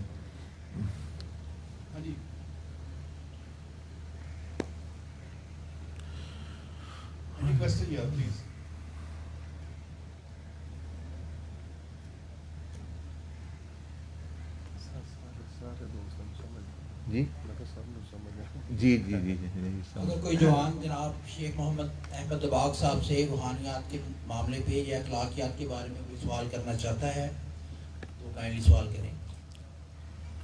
ہمارے ہاں آپ نہیں بول رہے تو میں تھوڑا بولتا ہوں، تھوڑا انتظار کر. ہمارے ہاں وہاں مانچسٹر میں احمد بھائی، مانچسٹر میں، سلیمان بھائی، مانچسٹر میں ایک میاں بیوی تھے پولیس آفیسر، یہ خبروں میں آیا تھا، انہوں نے خودکشی کر لی۔ خودکشی کیوں کی میاں بیوی نے، پولیس افسر نے؟ خودکشی اس لیے کی کہ ہمارا خرچہ نہیں پورا ہو رہا ہمارا، مطلب ہے اگر بندہ پھیلائے تو وہاں اچھی بلی تنہا ملتی ہے، اس کے باوجود وہ تنگ ہو گئے، مطلب خرچہ بڑھا لیا، چیزیں لے لیں، دوسروں کی دیکھا دیکھی نہیں بھی افورڈ کر سکتے، تو وہ تو بندہ اگر پریشانی لانی ہے تو وہ تو جہاں جس جگہ میں بھی آپ جائیں گے آپ کو اپنے آپ کو پریشان کر سکتے ہیں۔ نہ ہوں تو جھونپڑی میں بھی بندے خوش رہ رہے ہیں، یہ جھونپڑیوں والے دیکھیں، محلوں والے لڑ رہے ہیں آپس میں، جھونپڑیوں والے خوشی سے اپنا کھیل رہے ہیں۔ تو یہ وہاں تو یہ چیزیں یعنی بعض دفعہ آ جاتی ہیں۔ بہرحال جی فرمائیں۔ السلام علیکم صاحب۔ وعلیکم السلام۔ میرا سوال ہے کہ جب میں نماز پڑھ رہا ہوتا ہوں یا قرآن پاک پڑھ رہے ہیں یا کوئی بھی ایسی دینی کوئی تعلیمات حاصل کر رہے ہوتے ہیں تو اس دوران ایسے ذہن میں وسوسے آتے ہیں کہ بندے کو یعنی کہ برے وسوسے آتے ہیں جس میں سے بندے کی سوچ کسی اور طرف دنیا کی داری کی طرف متوجہ ہو جاتی ہے، یا کوئی بھی ایسی چیزیں جیسے کوئی ویڈیو کلپ یا کوئی بھی ایسی بری چیز، یعنی کہ جب قرآن پاک ہم پڑھ رہے ہیں، ہم پاک کلام کی تلاوت کر رہے ہیں تو اسی دوران ایسی کوئی تصویر ذہن میں آ جاتی ہے، یا کسی کی کوئی ایسے شخص کوئی گالی دے رہا ہے وہی ذہن میں آ جاتی ہے، تو اس سے بچنے کے لیے کیا کوئی طریقہ ہے شامل؟ ماشاءاللہ ماشاءاللہ۔ یہ سوال جو ہے یہ سب سے پہلے حضور علیہ السلام سے ہوا، صحابہ کرام نے بھی پوچھی باتیں یہی کہ بھئی وسواس آتے ہیں۔ آپ علیہ السلام نے ظاہر ہے اللہ پاک کی طرف متوجہ ہو کہ یا اللہ میری امت کو یہ کہہ رہی ہے اس طرح، اللہ کی طرف سے یہ نازل ہوا، آپ کے لیے خوشی کی بات ہے، مبارک کی بات ہے۔ اللہ پاک نے وحی نازل کی، نبی علیہ السلام نے ہمیں پھر بتایا کیا؟ فرمایا کہ 4 چیزیں میری امت کو اللہ پاک نے معاف کر دیا ہے، میری آپ کی سفارش پر کہہ لیں، آپ کی برکت سے۔ کون سی؟ ایک تو فرمایا کہ وسواس جو ہیں، ان اللہ تعالی تجاوز عن امتی، اللہ پاک نے برے وسوسوں کو معاف کر دیا 2 شرطوں کے ساتھ، حتی تعمل بھی او تتکلم بھی، یہاں تک کہ بندہ اس پر عمل نہ کرے اور اس کو زبان کے لا کے دوسروں کو کہے نہ، مطلب برا وسوسہ، گالی کا وسوسہ زبان پہ نہ لائے، زنا کا وسوسہ آ گیا عمل نہ کرے۔ تو فرمایا کہ اللہ پاک نے نبی علیہ السلام نے کہ وسوسے پر پکڑ نہیں عمل پر پکڑ ہے، وسوسے پر پکڑ نہیں عمل، یہ پرچہ معاف کر دیا، یہ پرچہ پہلے ہی پاس کر دیا، قیامت کے دن کسی کی اس پر پکڑ نہیں ہونی کہ بھائی تمہیں برا خیال آیا تھا، یعنی اس امت میں سے۔ تو ایک تو یہ 4 چیزیں میں نے کہی نا۔ دوسرا فرمایا النسیان، رفع عن امتی 3، النسیان، بھول کے جو کام کر لے، بھول کے جو کام کر لے، بھول کے روزے میں دیکھیں فرض روزہ ہے، آپ نے بھول کے کھانا کھا لیا، نماز میں آپ بھول گئے تو اس پر کوئی گناہ نہیں ہوتا۔ تیسرا فرمایا خطا، بغیر ارادے کے کوئی چیز ہو گئی، غلطی سے ہو گئے، ارادہ نہیں تھا غلطی ہو گئی، فرمایا اس کو بھی معافی ہے، یعنی اللہ کے ہاں معافی ہے، قانون میں تو معاف نہیں کرتا، قانون تو یعنی نافذ ہوتا ہے۔ چوتھی چیز فرمایا وَمَسْتُكْرِهُ، اگر کسی کو کسی کام پر مجبور کیا جائے، کسی بندہ ہے، کوئی عورت ہے، کوئی اس کو مجبور کر دیتا ہے جان کی دھمکی دے کے یا ویسے قابو کر کے یا اغوا کر کے یا جو بھی ہے، تو وہ مجبوری کی حالت میں کوئی کام کر لیا کسی نے، مثلا بعض دفعہ یہ حرام گوشت ہے، یہ اب مجبوری ہے، فاقہ ہے تو وہ بندہ کھا گیا مثال کے طور پر، تو یہ 4 کام دیکھ لیں، بھول کے جو کام ہو، غلطی سے جو کام ہو، زبردستی کرایا جائے، اور چوتھا کیا؟ وسوسہ، یہ تو معاف فرمایا میری امت کو کر دیا۔ تو اس پہ آپ نے فکر نہیں کرنی، اس میں پریشانی نہیں ہے۔ جب خدا حساب لینے والا کہہ رہا ہے میں نہیں لوں گا تو میں کیوں پریشان ہوں؟ آپ اس چیज़ की तरफ तवज्जो या परेशानी उधर लें कि जिसका हिसाब होना है वो किसका होना है, जानबूझ के बुरा अमल करना, ये इस पे पकड़ है। तो इस तरफ तवज्जो करें। वसवसों के बारे में 1000 आए, लाख आए, करोड़ आए, कोई परवाह नहीं, यानी अपना उसका पकड़ ही नहीं है, ना बस तवज्जो ही ना करें, मतलब यानी आते रहे आ रहे हैं, वो उनका हमारा उसका जो है वो उसका तल्लक नहीं। वो ऐसे मिसाल है, देखें ये टेलीफोन है, लोगों के पास डिशें लगाई हुई हैं, घर में डिश लगी हुई है, सैटेलाइट डिश होती है ना, उस पर हर किस्म का चैनल आ रहा है, गंदा चैनल भी आ रहा है, गानों वाला भी आ रहा है। आप तो नहीं उसके ज़िम्मेदार, वो वसवसे यानी वसवसों की तरह आ रहा है। हाँ, आप अपने टीवी पे जब खुद ऑन करके उस चैनल की फ्रीक्वेंसी को लगाएंगे, देखेंगे, तो फिर आप जुर्मदार हैं। वैसे आना उसका मतलब उसका कोई नहीं। इस तरह शैतान भी हमारे दिमाग एक सैटेलाइट की तरह, इसमें वो बुरे वसवसे नहीं डालेगा तो अच्छे डालेगा। मतलब शैतान ने तो अच्छा काम करना नहीं है, और वो अपना अपना काम करता रहता है। अल्लाह पाक ने फिर हमें छूट दे दी और फरमाया कि अमल पर तुम्हारी पकड़ है, जानबूझ के, वो भी तब तक जो है अगर तौबा करोगे तो उस पर भी अल्लाह जल्ल मजदहू है। तो इसमें कोई परेशानी की बात नहीं है, आते रहें, आप अमल ना छोड़ें।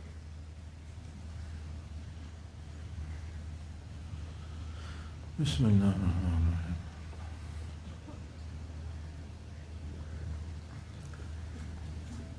अल्हम्दुलिल्लाह।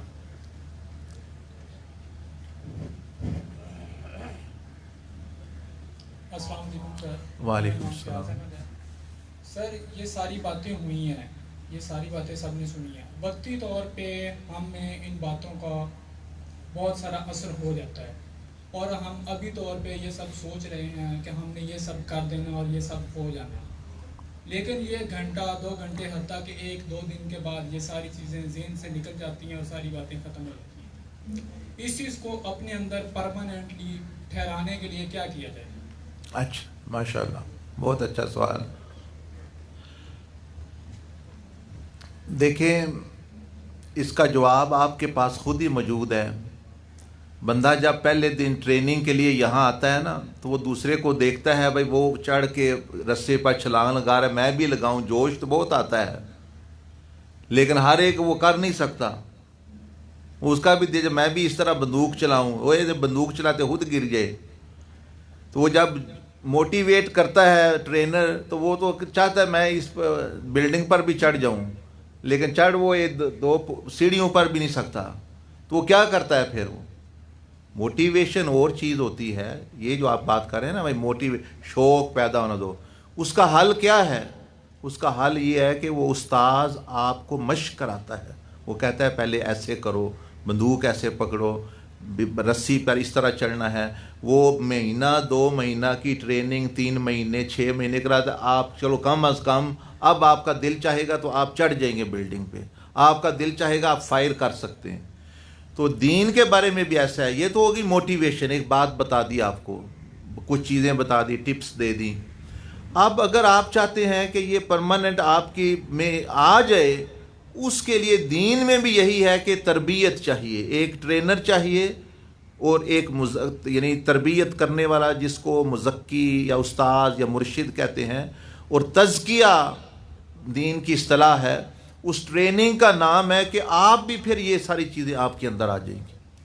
अब सिर्फ मोटिवेशन, शौक, अच्छा देखें, शौक ज़ौक़ दिलाने से तो शौक ज़ौक़ ही पैदा होगा, वही उसकी कामयाबी है। लेक्चर का यही होता है, ये ट्रेनिंग नहीं है आपकी, ये लेक्चर है, मोटिवेशन है, एक शौक है, ज़ौक़ है, कोई तरीका बता दिया। अब अगर आप चाहते हैं, मैं भी ये खिदमत करता हूँ पाकिस्तान में, दूसरे, अगर आप चाहते हैं वाकई ये मेरी तब्दीली आए, आप चंद दिन साथ रहें, ट्रेनिंग ले लें, तो फिर जैसे आपने 8 माह इधर हासिल की है, हालांकि ये पुलिस की ट्रेनिंग है, तो शैतान से लड़ना है, जो चोरों का चोर और बदमाशों का बदमाश है, उससे मुकाबला करना है। तो वो बंदे को भी ज़बरदस्त किस्म की ट्रेनिंग चाहिए, तब जाके फिर वो इंशाल्लाह कामयाब होगा। और कोई इतनी मुश्किल बात नहीं है। ट्रेनिंग से सान, ट्रेनिंग की खूबी क्या होती है, वो सान बना के बंदे से कराई जाती है, एकदम नहीं बोझ। 100 किलो आपसे उठवाना है तो वो पहले नहीं 100 किलो, पहले 10 किलो 15 किलो। 6 मील आपने दौड़ना है तो पहले दिन ही तो नहीं ट्रेनर का 6 मील दौड़ो भाई, बेहोश होकर गिरे हुए हो। पहले वो कहेगा चलो जी 1 मील दौड़ो, फिर जी 1.5 मील दौड़ो, थक गया, फिर आहिस्ता आहिस्ता 8-9 माह बाद वो हो सकता है 5 मील अच्छी तरीके से दौड़ रहा हो। तो ये इसका जवाब आपके खुद ही इस ट्रेनिंग में मौजूद है। आप सिर्फ करने वाले बने, आएँ, टेलीफोन ले लें, जगहों पे आएँ, वो इसके भी ट्रेनिंग सेंटर है, उनको जाविया कहते हैं, तरबियत गाहें कहते हैं, जहाँ स्पिरिचुअल वॉरियर, एक रूहानी जंग की तैयारी होती है शैतान और बुराई से। वो भी एक जंग है, वही असल जंग है। और ये ज़मीन पूरा मैदान जंग है। शैतान भी ऊपर से आया, अल्लाह ने उतार दी, इंसान भी की रूह भी ऊपर से आई। ये जंग है, ना मेरा वो घर ये है, ना उस शैतान का असल घर ये है, ना किसी का। ये तो एक मैदान जंग में आए हुए हैं। हमने अपने अपनी जंग करके अपने अपने वक्त पे वापस चले जाना है। इज़राइल अलैहिस्सलाम आएगा तो वो ले जाएगा इंशाअल्लाह।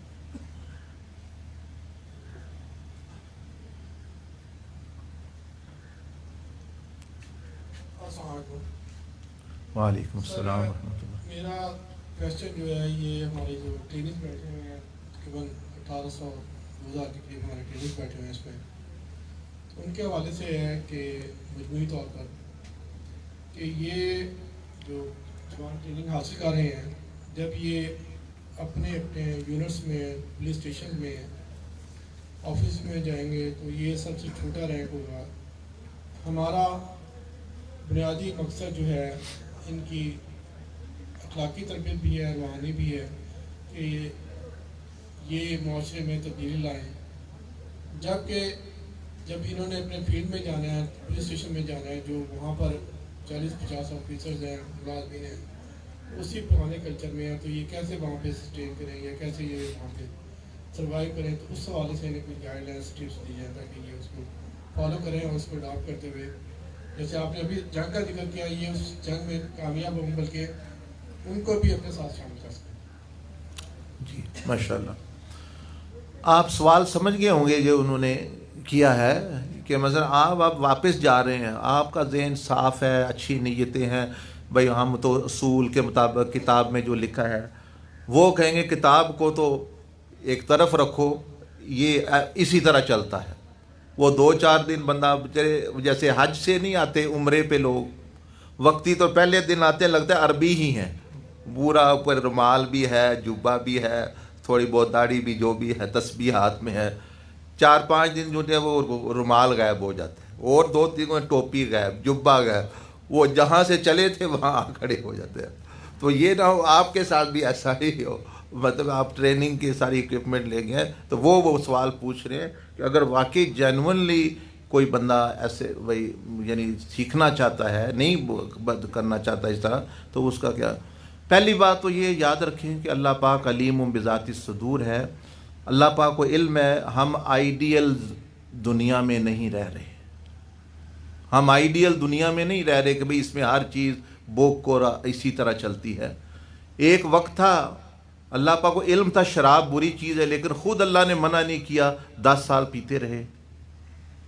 एक वक्त था नमाज, अल्लाह पाक तो पहले दिन का इल्म में नमाज अच्छी चीज़ है, लेकिन 9 साल बाद 5 नमाजें आई, मतलब कोई तरबियत का भी। तो आपके लिए मिसाल है, मसलन आप समझते हैं कि वो जो ऐसे पुराने कल्चर में चले गए जिन्होंने ये ट्रेनिंग नहीं हासिल की, तो वो मैं क्या करूँगा उधर। आपके लिए मिसाल है सैयदना यूसुफ अलैहिस्सलाम की ज़िंदगी में। आपको एक ग़ुलाम बनाकर बेचा गया और ग़ुलाम बनकर फ़िरौन की हुकूमत में रहे। अब इससे नीचे वाली पोजीशन नहीं हो सकती। आप चलो ग़ुलाम नहीं, नौकरी ऑफिसर्स के नीचे हैं, लेकिन उस तरह के ग़ुलाम नहीं कि टोटली वो। अब वो फ़िरौन खुद कहता है मैं खुदा हूँ। यूसुफ अलैहिस्सलाम उधर पहुँच गए।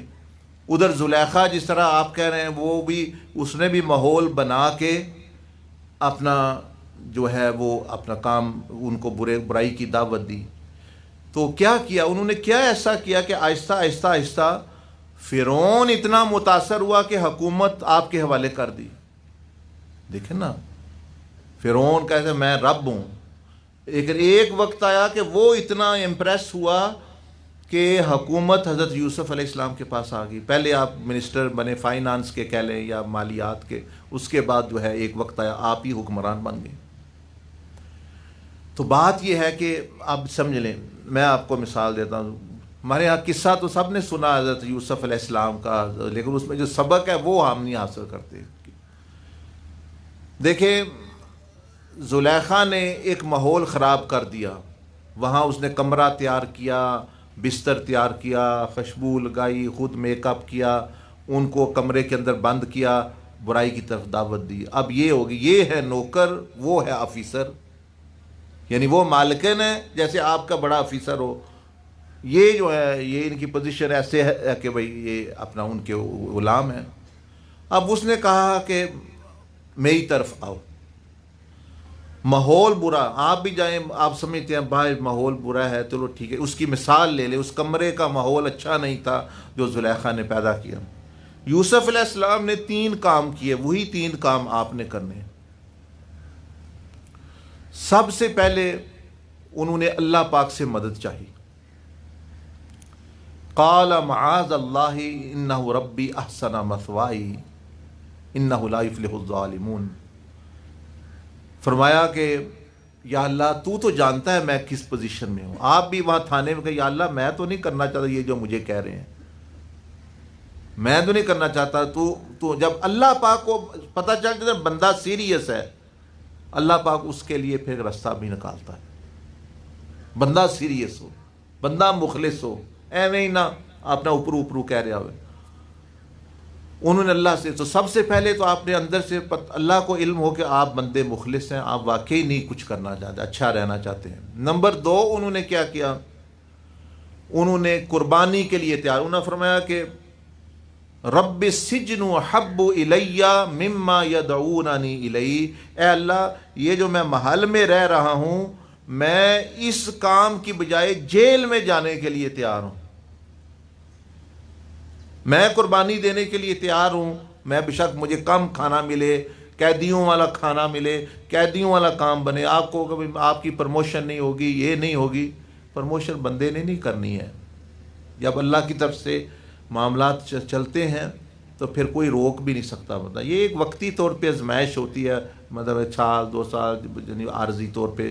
پھر اللہ پاک نے فرمایا والعاقبۃ للمتقین، انجام کار وہی بندہ کامیاب ہوگا جو صحیح ہے. یوسف علیہ السلام نے بھی یہی فرمایا لا یفلح الظالمون، فلاح نہیں پا سکتا غلط بندہ، ظالم بندہ، اس کو آخر پہ کامیابی نہیں مل سکتی. تو بات تو آخر کی ہے کہ اس دنیا میں اور آخرت میں اور دنیا میں بھی انجام کس کا اچھا ہوتا ہے. دوسرا کام یعنی آپ قربانی کے لیے، بھئی اگر یہ مجھے ایسا ظلم کہہ رہا ہے کرنے کو تو میں یا اللہ قربانی دینے کے لیے تیار ہوں. میری پروموشن نہ ہو، مجھے واہ نہ ملے، مجھے یہ نہ ملے، میں نہیں. عزت اللہ پاک نے دینی. تیسرا کام وہ بہت اہم ہے، وہ آپ نے کرنا ہے. وہ یہاں بیٹھے ہیں، دروازہ ادھر ہے، اللہ بہتر جاؤں سے دروازہ بند کیا، لاک کیا. بہرحال لاک ہی تھا اس لیے چابی اس کے پاس ہے. ان کے پاس چابی بھی نہیں، ان کے پاس جو ہے نکلنے کا راستہ بھی نہیں. اب سوال یہ ہے کہ یہ اٹھ کر وہاں سے اپنی جگہ سے اس دروازے تک کیوں گئے جب کہ دروازہ بند ہے، چابی بھی نہیں ہے. مطلب ایک گیٹ ہے، مجھے پتا آپ نے وہ گیٹ بند کے لاک لگا ہوا ہے، اب میں نے بھاگنا ہے تو میں اس کی طرف نہیں جاؤں گا، پتا وہ تو بند ہے. جواب اس کا یہ ہے کہ آپ نے کوئی سبق دیا کہ یا اللہ میرے بس میں جو ہے وہ تو میں کروں، میرے بس میں ہے اس دروازے تک جانا، تالا کھولنا، دروازہ کھولنا میرے بس میں ہی نہیں. جب انہوں نے اپنے بس والا کام کیا تو اللہ پاک نے اپنی لامحدود قدرت والا کام کیا، دروازے کھل گئے، آپ باہر آ گئے. گویا آپ کے لیے سبق اس میں یہ ہے کہ اپنا پہلے تو اللہ پاک سے مدد مانگنا، دوسرا قربانی کے لیے وہی ہوتے ہیں یعنی بلیک میل کرتے ہیں ابھی آپ کو یہ نہیں ملے گا، وہ نہ ذہن میں لائے، اللہ کی طرف رجوع رکھیں کہ اللہ میں تو تیار ہوں، میں نے یہ نہیں، تو مجھے عطا فرما. تیسرا یہ نقطہ اثر ٹپ آپ کے لیے یہ ہے، آپ نہیں بچ سکتے تو قرآن کہتا ہے جتنا بچ سکتے ہیں اتنا ہی بچ جائیں. پچھلی دفعہ ایک بندے نے سوال کیا کہ جی میں رشوت نہ لوں تو میرا گزارا ہی نہیں. وہ میں نے آپ کو مثال دی نا، وہاں ہمارے ہاں یو کے میں ایک پولیس افسر نے خودکشی کی، وہی خرچہ وہ تو جتنا مرضی بندہ بڑھا لے. اس کا بھی کوئی حل ہے؟ بھائی ہو ہی نہیں سکتا، میں نہ لوں تو میرا گزارا ہو. تو میں نے ان سے کہا اس کا بھی حل موجود ہے. اس کا کیا حل ہے؟ رشوت غلط چیز ہے، نہیں لینی چاہیے، لیکن بعض دفعہ بندے کو نیکی اور بدی میں اختیار نہیں ملتا، دو برائیوں میں اختیار مل جاتا ہے. نہیں، بعض دفعہ تو ہوتا ہے نا بھائی لو یا نہ لو، بعض دفعہ یہ نہیں آپشن، بعض دفعہ آپشن ہے دو برائیوں میں مل گیا. میں نے کہا پھر عقل مندی کا تقاضا ہے کہ کم برائی اختیار کرے. وہ کیا، اس کا کیا مطلب ہے؟ مطلب میں نے کہا سمجھاتا. حدیث شریف میں نبی علیہ السلام نے فرمایا کہ زنا بری چیز ہے لیکن بوڑھا زانی بدتر ہے. زانی وہ تھا، زنا بری چیز ہے لیکن پڑوسی کی عورت سے زنا یہ بدتر ہے، یہ برا. مطلب برائی میں بھی گریڈیشن ہوتی ہے نا. تو اگر کہیں پالا پڑ جائے، ہمارے ہاں ادھر کیا بعض دفعہ لوگ دیکھیں وہاں ہر گورا جتنے بھی ہیں 80% 70 وہ شراب پیتے ہیں، کچھ نہیں بھی پیتے، لیکن کبھی کوئی مسئلہ نہیں بنتا. یہ پی رہا ہے، پڑوسی بھی پی رہا ہے، ہمارے ساتھ لوگ بیٹھے ہیں وہ پی رہے ہیں، بعض دفعہ کسی کے ساتھ کوئی مسئلہ نہیں. برائی کرنے کا بھی کوئی طریقہ ہوتا ہے. اچھا، بے وقوف قسم کے لوگ شراب پی لیں تو پورے محلے کے ناک میں دم کر دیتے ہیں. اب یہاں جی پورے محلے دروازے کھٹکھٹا رہے ہیں، بیوی کو مار رہے ہیں، دوسرے دروازے اپنے ایک یہ جی فلانے نشہ کیتے ہیں. وہاں روز نشہ کر کے پھر رہے ہیں تو کسی کو پتہ ہی نہیں نشہ ہوا ہے ہو کہ نہیں. مطلب یہ ہے کہ برائی کرنے کا بھی ایک اچھا طریقہ بھی ہوتا ہے، ایک برا طریقہ بھی ہوتا ہے. تو بعض دفعہ دو برائیوں میں بندے کو اختیار مل جاتا ہے. اس وقت پھر اگر ایسی سچویشن آ جائے تو کم برائی کو اختیار کر لے. مثال کے طور پر اس رشوت کی مثال لے لیں. آپ کو بھی لینی ہے، میں نہیں کہتا لو آپ فتویٰ لگانا شروع کر دیں جی وہ کہہ رہے تھے، میں نہیں کہتا لیں. میں ریئل لائف سچویشن، میرے عادت ہی نہیں آئیڈیل باتیں کرنا اور یہ نہ کرنا. پتہ ہے آئیڈیل دنیا میں بندے رہ ہی نہیں رہے، حقائق کے سامنے رکھ کے بات کرنی چاہیے. اچھا، آپ نے لینی ہے تو پھر یہ ہے کہ ایک غریب بھی آتا ہے آپ کے پاس، ایک امیر بھی آتا ہے، تو پھر یہ ہے کہ اس امیر سے لیں، غریب سے نہ لیں. یہ کم برائی. اس پہ وہ پتہ ہے آپ کی معافی بھی ہو جائے، بھائی اس بندے کی مجبوری تھی جو بھی تھا، لیکن جو ہے اپنا زنا بری چیز ہے. وہاں لوگ لڑکیاں لڑکے ہر جگہ یعنی غلط کام ہوتے ہیں، وہاں کر رہے ہیں، یہ میری فرینڈ ہے فلاں، وہاں کوئی برائی نہیں، آپ نے کر رہے ہیں، اپنے سمجھتے ہی نہیں برا، تو وہ کیوں پھر وہ بچیں گے؟ بچتے نہیں ہیں. اچھا، وہ پھر رہے ہیں ساتھ اپنے ٹھیک ٹھاک، اپنا جو 2 سال رہے پھر تیسرے کے ساتھ چلے گئے، یہ کرے. بعض ایسے خبیث لوگ ہیں، اچھا برائی کرنی ہے وہ برے طریقے، کسی چھوٹی بچی کو اٹھا لیا، اس کے ساتھ برا کام کر دیا، اور بعض جو ہے وہ مار بھی دیا. اب ہے زنا ہی، اس نے بھی جو کیا اس نے بھی جو کیا، لیکن زمین آسمان کا فرق ہے. تو میں تو کہتا ہوں نیک اچھے کام میں رہیں، اچھی رہیں. اللہ پاک بندے کی مدد کرتا ہے جلد یا بدیر، لیکن اگر کبھی برائی سے واسطہ پڑ جائے تو سوچیں آپ کے پاس کیا کیا آپشن ہے. وہ پھر جو کم ہو وہ اس طرف جو ہے جائیں.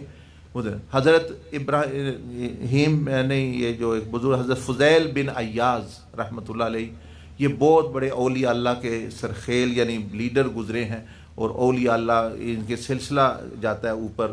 بہت بڑی ہستی، حضور غوث پاک شیخ عبد القادر جیلانی کے اوپر کے مشائخ میں سے ہیں، آپ اندازہ لگا لیں. ابتدا میں وہ ڈاکو تھے. ایک دفعہ ہدایت مل گئی، آیت سنی ہے تو ڈاکو تھے. تو اب جب توبہ کی تو انہوں نے لسٹ بنائی ہوئی تھی کہ جن جن کی ڈاکہ ڈالا ہوا ہے. اس وقت تو نہیں پتہ تھا میں نے کرنی ہے، لیکن ذہن میں تھا خیال، لسٹ بنائی ہوئی تھی. انہوں نے وہ لسٹ بندے نام پڑھ کے اس شہر میں جا کے ان سے معافی مانگی. اب دیکھا معاملہ صاف ہو گیا. دیکھیں نا، برائی تو کی لیکن ایک طریقے کی ہے. تو آپ یہ نہ سمجھیں میں آپ کو کہہ رہا ہوں میں رشوت جتنے لیے ان کی لسٹ بنا لے، لیکن لسٹ بھی یعنی ان سے بھی معافی تو بندے نے مانگنی ہے. لیکن اللہ جل مجدہ کرم کرتا ہے دیکھیں میں ایک حدیث پڑھ کے حیران ہو گیا کہ اللہ پاک بندوں پر کتنا رحیم ہے، ہم کتنا زیادتی کرتے ہیں بندوں پر۔ فرمایا حضور علیہ الصلوۃ والسلام نے ایک بندے نے قرض لیا کسی سے، پیسے لیے۔ اب آپ کو پتہ ہے قرض کا معاملہ بڑا سیریس ہے، شہید کا بھی معاف نہیں ہوتا اگر بندہ دے سکتا ہے، لیکن فرمایا کہ ایک بندہ آئے گا، اس نے قرض لیا ہوگا، اس کی دینے کی نیت ہوگی، لیکن فرمایا اس کا مال آگ لگ گئی، اس کے مال کو، اس کے گودام کو، اس کی دکان کو، یا شپ ڈوب گیا، یعنی اس کے اختیار سے باہر مال ضائع ہوگا۔ فرمایا قیامت والے دن اللہ پاک فرماتا ہے میں اپنے پاس سے اس کا بدلہ دوں گا۔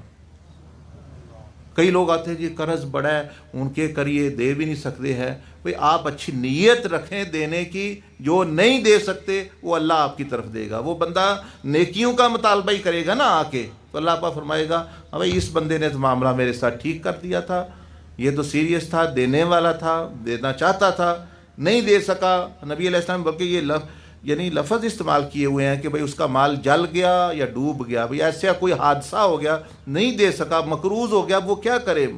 خودکشی کرے؟ نہیں، وہ جتنا کر سکتا ہے کرے، باقی اللہ پاک نے فرمایا قیامت والے دن میں دوں گا اپنے آپ سے۔ تو اللہ کے ہاں نا امیدی نہیں ہے، یعنی ہر بندے کا قاتل ہے، اگر 100 بندے تو قتل کا بھی کوئی حل نکل سکتا ہے، تو یہ اور چھوٹے موٹی چیزوں کا بھی نکل سکتا ہے، صرف جو ہے بندہ مخلص ہو اور یعنی کرنے والا ہو۔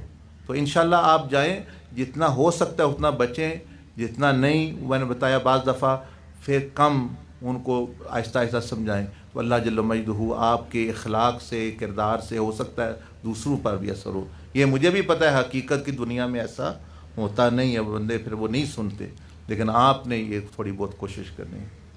جی ابھی غزالی صاحب سے ریکویسٹ ہے کہ وہ آئیں اور اقامی تقریر فرمائیں، اور اس کے بعد جو ہے دعا ہوگی، اور دعا کے بعد جو ہے معزز مہمانان گرامی جو ہے خدمت میں شیلڈ پیش کی جائے۔ سر غزالی صاحب۔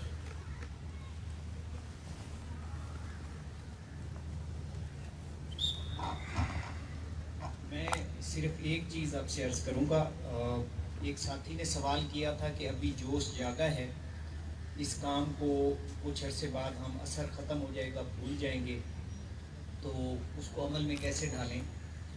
اس کے لیے دباغ صاحب نے فرمایا ہے کہ آپ اس کو سیکھیں گے، آپ ایک ماحول میں رہیں گے، تعلق قائم رکھیں گے تو وہ چیز تازہ رہے گی، آپ اس کو ریوائز کریں گے اور پھر وہ عمل میں ڈھلے گی۔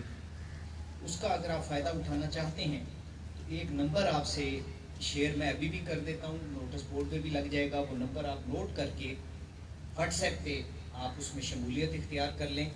وہاں پہ ہم دباغ صاحب بھی اس میں موجود ہیں، آپ کے سوال ہوں اس میں کچھ پیغام بھی شیئر کیے جاتے ہیں، آپ کو کسی قسم کا کوئی پرابلم ہو آپ کو مسئلہ مسائل وہاں پہ پوچھ بھی سکتے ہیں، اور آپ اس تعلق کو بھی قائم رکھ سکتے ہیں۔ جو ساتھی ابھی نمبر نوٹ کرنا چاہتے ہیں وہ بھی کر لیں، 0304 4679 یہ آپ کے نوٹس بورڈ پہ بھی لگ جائے گا، آپ اس کو دیکھ لیجئے گا۔ ابھی میں درخواست کروں گا احمد دباغ صاحب سے کہ وہ پروگرام کا اختتام کے لیے دعا فرما دیں، اور اس کے بعد الحمد للہ بنعمته تتم الصالحات اللهم لك الحمد كما أنت أهل فصل على سيدنا محمد كما أنت أهل وفعل بنا ما أنت أهل فإنك أهل التقوى وأهل المغفرة اللهم إنا نسألك خير هذا اليوم فتحه ونصره ونوره وبركته وهداه ونعوذ بك من شر ما فيه وشر ما بعده۔ یا رب العالمین، ہمارا یہاں جمع ہونا خیر کے کام کے لیے ہے، یا ارحم الراحمین اس میں خیر ہی کا اس کو ذریعہ بنا، اور یا ارحم الراحمین جنہوں نے یہ انتظام انسلام آفیسرز نے، سول ایڈمنسٹریشن نے، جس نے بھی یہ کوشش کی ہے ان کو بہترین جزا نصیب فرما، اور یا رب العالمین اس کو قبول فرما۔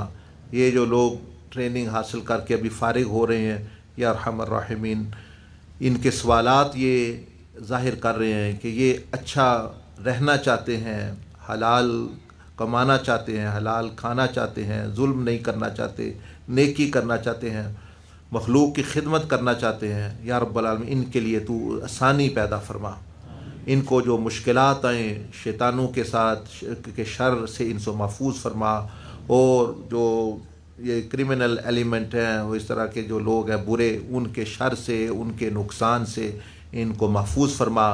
یہ تیری مخلوق کی حفاظت کے لیے باہر نکلیں گے، تو ان کی حفاظت فرما، ان کے گھروں کی حفاظت فرما، ان کے بچوں کی، اولاد کی، خاندانوں کی، ان کو اپنی نوکریاں، اپنی یہ امانت اچھے انداز سے نبھانے کی توفیق عطا فرما کہ آخرت میں بھی ان کے لیے یہ ذریعہ نجات بنے۔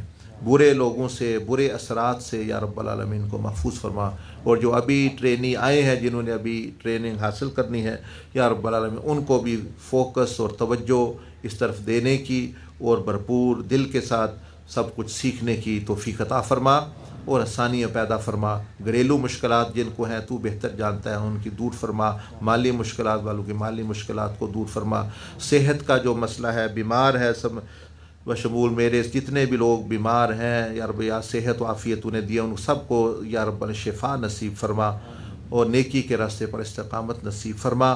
جتنے حاضرین ہیں ان کے خیش وکار رشتہ دار والدین میں سے جو وفات پا گئے سب کی مغفرت بخشش فرما یا ارحم الراحمین۔ ہر ایک بندے، ہم بندے ہیں، محتاج ہیں، کچھ آرزوئیں ہیں، کچھ تمنائیں ہم کسی کے ساتھ شیئر بھی نہیں کر سکتے، تو جانتا ہے یا رب العالمین، تو اپنے فضل و کرم اور غیب سے اس کو پورا فرما۔ کچھ ایسی پریشانیاں ہوں گی جو ہم کسی کے ساتھ شیئر نہیں کر سکتے، خود ہی رب العالمین ان میں سے گزر رہے ہیں، تو ان کو دور فرما۔ اس ملک میں امن قائم فرما، اس کے ایک ایک شہر میں، ایک ایک صوبے میں، ایک ایک خطے میں امن قائم فرما، اچھے حکمران، اچھی رعایا، اچھے فورسز، سول ہو، ایڈمنسٹریشن ہو، سب کو اپنا فرض نبھانے کی توفیق عطا فرما۔ علماء صلحاء کی صحبت ہمیں نصیب فرما، اور جتنے فسادی لوگ ہیں، دہشت گرد لوگ ہیں، ان سے مسلمانوں کی املاک اور جانوں کو، عزتوں کی حفاظت فرما یا ارحم الراحمین۔ خیر ہو سب کے لیے، گھروں میں، دلوں میں سلامتیاں، برکتوں، رحمتوں کا نزول فرما۔ اس میں جو ہمیں کمی کوتاہی ہوگی کہنے سننے میں معاف فرما یا ارحم الراحمین یا ارحم الراحمین۔ اور آخر طور پر جتنے مسلمان پوری دنیا میں دوسرے ملکوں میں بھی پریشان ظلم کی چکی میں پس رہے ہیں، مشرق و مغرب، شمال و جنوب، کشمیر، فلسطین، یمن، عراق، شام، سب کو اپنے اپنے ملکوں میں امن قائم فرما، اور جتنے غیر مسلم ممالک ہیں ان کو بھی اسلام کے نور سے مستفیض فرما، ہمیں ذریعے کے طور پر استعمال فرما۔ وصلی اللہ تعالی علی خیر خلقی سیدنا و نبینا محمد وعلی آلہ وصحبہ اجمعین، آمین۔ ماشاء اللہ۔ اب میں درخواست کرتا ہوں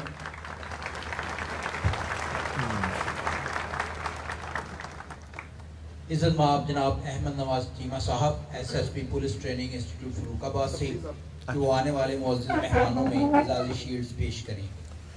سب سے پہلے جناب شیخ محمد احمد دباغ صاحب سے درخواست ہے کہ وہ تشریف لائیں اور پرنسپل صاحب سے اعزازی شیلڈ وصول کریں۔ آپ کی تالیوں میں آپ شیلڈ وصول کرتے ہو۔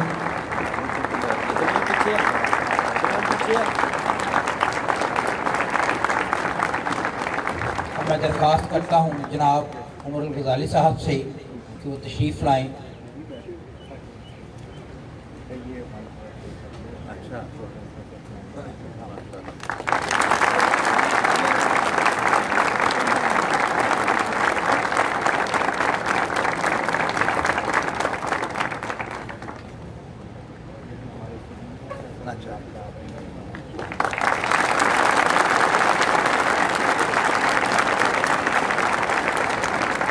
اب میں درخواست کرتا ہوں عمر غزالی صاحب سے کہ وہ تشریف لائیں اور اپنی شیلڈ وصول کریں۔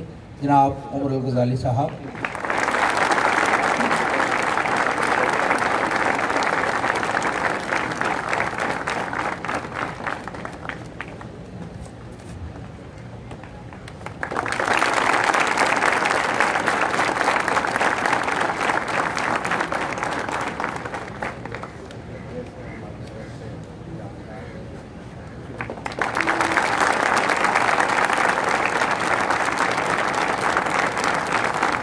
اب میں درخواست کرتا ہوں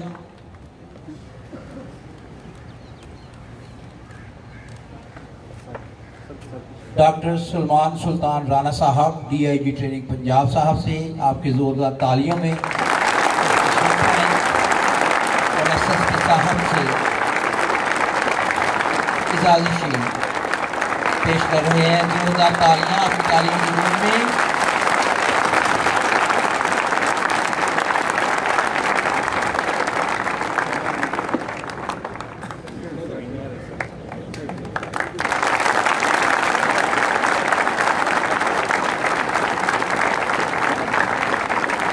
अब मैं दरख्वास्त करता हूँ मलिक खालिद याकूब साहब से कि वो तशरीफ़ लाएँ और इजाज़त शील्ड वसूल करें। जनाब मलिक खालिद याकूब साहब।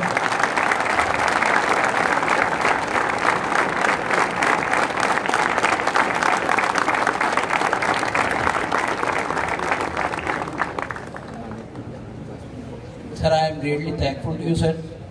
तमाम अपनी जगह पे तशरीफ़ रखेंगे और मेहमानों की तशरीफ़ ले जाने के बाद CTI के हुक्म पर जो है वो पैरा होंगे। आपकी तालीम की मूज में मेहमान तशरीफ़ ले जा रहे हैं। जोरदार तालियां और जोर से तालीम में अंजिला करें। Thank you doctor, thank you sir.